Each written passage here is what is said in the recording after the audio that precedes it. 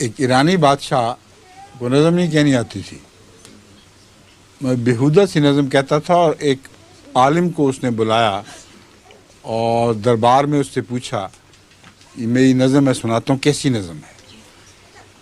तो वो था बेचारा सच्चा आलिम। उसने नज़म सुनने के बादशाह साहब ने इंतहाई फजूल नज़म है, खुदा के वास्ते आप नज़म कहने से तौबा कर लें, मेरा सच्चा मशवरा ये है।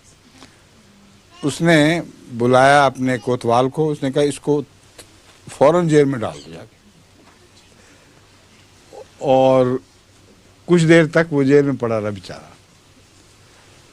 उसके बाद बादशाह को एक और नज़म हुई, उसने नज़म कही, उसने कहा अब उसने जेल का मज़ा चख लिया है तो होश आ गई होगी तो उसको बुला लिया कि एक और नज़म हुई है, ज़रा सुनो बताओ कैसी है। आलिम ने नज़म सुनी और कोतवाल से कहा चलो चले। उसने कहा कहाँ जा रहे हैं? उसने कहा जेल जाना है, और कहाँ जा रहे हैं जेल का रास्ता तो दिखा दिया उन्होंने मुझे। कोतवाल से कहा चलो चले। कैसा है चीनी साहब, कैसा लतीफ़ है? अच्छा आपकी